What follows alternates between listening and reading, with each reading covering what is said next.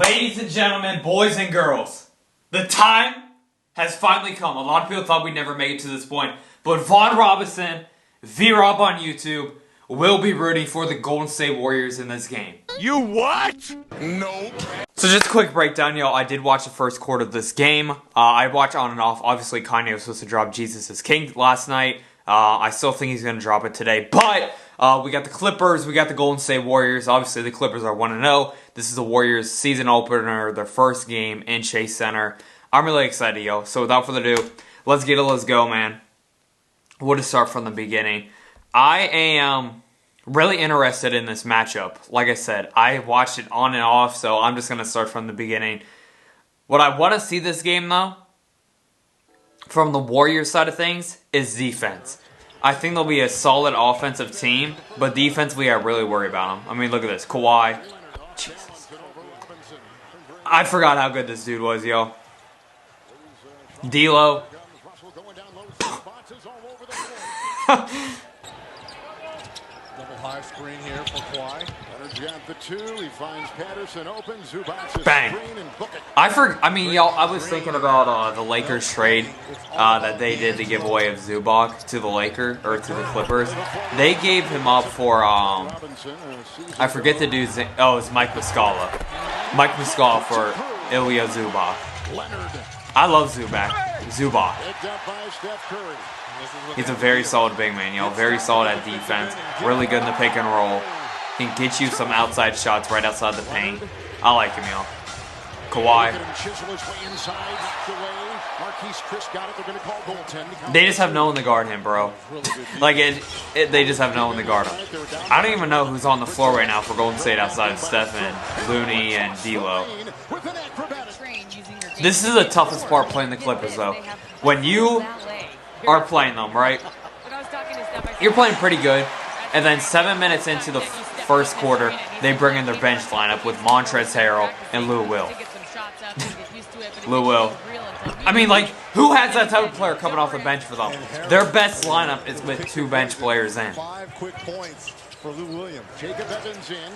Obviously, that's not a new thing. We've heard of many NBA teams throughout history have, like, one of their best scorers come off the bench.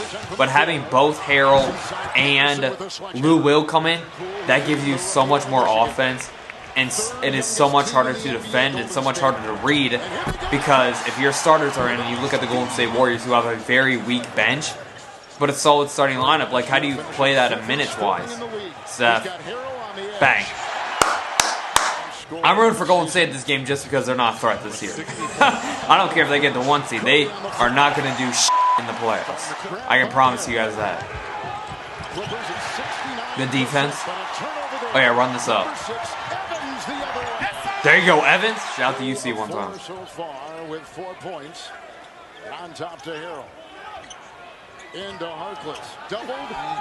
I guess I don't really care too much to win this game. I mean, I don't really have a grudge against Golden State no more, though. Bang. How do you guys think D'Lo's going to do this year, though? I feel D'Lo, he's going to average around 23 points a night. He's obviously going to be the second leading scorer behind Steph. Like I said at the beginning, their biggest problem is defense. They're going to have huge problems. I mean, LA already has 44 and there's 9 minutes left in the second quarter. I say. But I like the squad they got in transition. Their bigs are okay. I like Cauley Stein whenever he comes back. I'm a big fan of him. And one. Draymond, he's good. I think he's a bit overrated, but he's good. Obviously, Steph and D'Lo, very solid backcourt, one of the, in my opinion, 3 best in the league. I think the top 3 are probably Houston, Utah, and then Golden State. Except that first game the Jazz played against Oklahoma City, if you're talking about a bad debut for a new team, Mike Conley is like 1 for 16 from the field. What's scary about this Clippers team, though, and what's also a positive for them, is that a lot of players like Zubac are getting minutes and also Shamet. And Patrick Patterson starting. But they don't even have Paul George, yo. Oh my god. Why is Zubac guarding? They play in his own. Yeah. 7-point game, okay. 9-point game. Golden State staying with them. Yeah. That's what I'm saying. It's so hard to root for Golden State. I mean, like, just from the point I feel so used to rooting against them.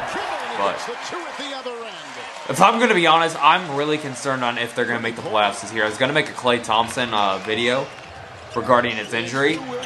I still might. But I'm really worried, you guys. I think Steph is going to put up good numbers this year, average 28, 29, maybe even 30 points a night. But I worry about his sustainability. I mean, people are going to be coming at him, yo. He is going to get worked every single night. Bang. He really was single-handedly the best leader on our team. There's Leonard. That's a good story. Shamet got a Zubac. Shamet is a bucket. Shamet is underrated. He's a 6'5" shooting guard, good height. Kawhi. But yeah, like I said, they don't even have Paul George, and they're up by 18 against the defending Western Conference champions. Granted, you know, I can't really say that anymore. I mean, they're without Klay Thompson, Kevin Durant. But my point is, going into the year, a lot of people had, I won't say high expectations for Golden State, but people thought them to be a solid team. You know, some, I'm not going to say D-Riders, but some people that praise Golden State a little too much hit them with the championship DNA. They're going to be right back where they set off. They have Steph Curry, who Bleacher Report put at number 2 as the second best player in the league. Over Kawhi Leonard, LeBron, and LeBron James. They put Giannis at 1. Giannis did look really good against Houston, which I'll talk about that in another video. He looked really good in that third and fourth quarter. He finished with a 30-point triple-double. He finished with like 33, 12, and 10, I think. Good defense. Okay. It's just, it annoys me about this Clippers team, though, man. Hearing the stuff about Patrick Beverley and like how when they found out that Kawhi and Paul George were heading there back in Vegas in early July, he like ran into LeBron's private room and like started talking smack to him. Patterson. It annoys me though, man. I will say this though, they are very talented. They are very talented. I mean, look at this. It's a 31-point game just like that. The defense is so solid. Their offense is amazing. Good D, Steph.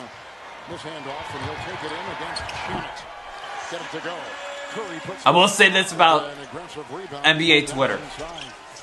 I've seen less and less Golden State fans ever since the finals. It seems like in the finals they were everywhere. Everywhere you look, you could not go anywhere without seeing a Golden State Warriors there. Now, do you guys see them? Do you guys see them? Do you guys see him? Nah, I don't see him. I don't see him anymore.